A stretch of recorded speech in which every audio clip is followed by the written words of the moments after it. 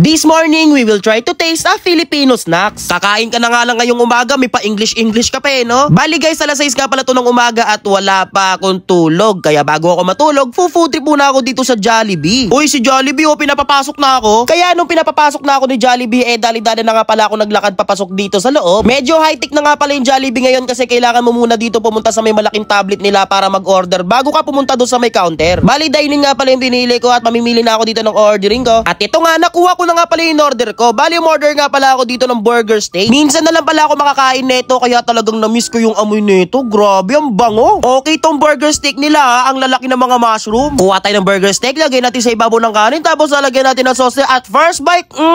Grabe, ang sarap. Alam ko naman na halos lahat sa atin dito ay nakatikim na ng burger steak. Matik yan guys, masarap talaga yan. Kapag ganito yung food trip ko, talaga mapapa-extra rice ako neto Ito kasing burger steak nila guys ay talagang malasang malasa, kaya talaga mapapa-extra rice ka neto. At saka itong burger steak kasi nila isa sa pinakamurang rice meal ng Jollibee. Habang nagkikwento nga ako dito ngayon, dito nga sa party na to, hindi ko na malaya, naubos na pala yung kanin ko. Wala nang kanin pero may kalahati pang burger steak. Aray ko, saktong budget lang yung dala ko, wala na akong pang extra rice nito. Walang laman na yung mga bulsa ng shorts ko. Paano to?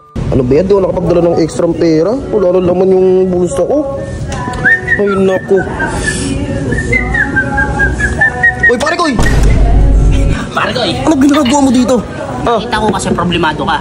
Sinusundan mo ako, no? Uy, tagal mo sana ako dito sa may Jollibee. Di ko alam nandito ka Ako mabubuting loob lang ako. Nakita ko kasi parang ano ka tuliro ka Ano ba yun? Ba't bad trip ka Hindi kasi ako nakapagdala ng extra pera, pambili lang extra kanin.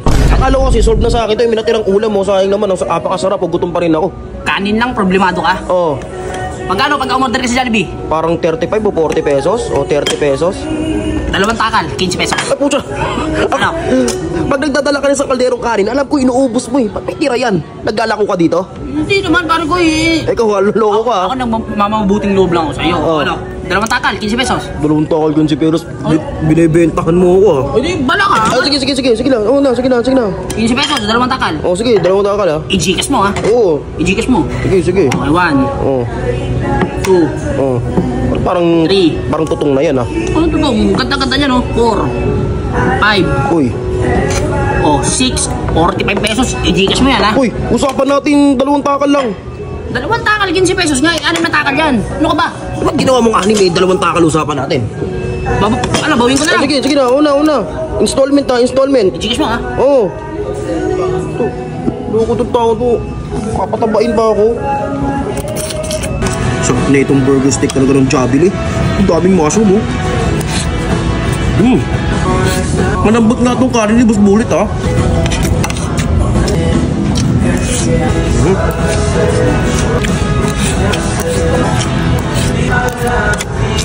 Asan na kayong taong yun?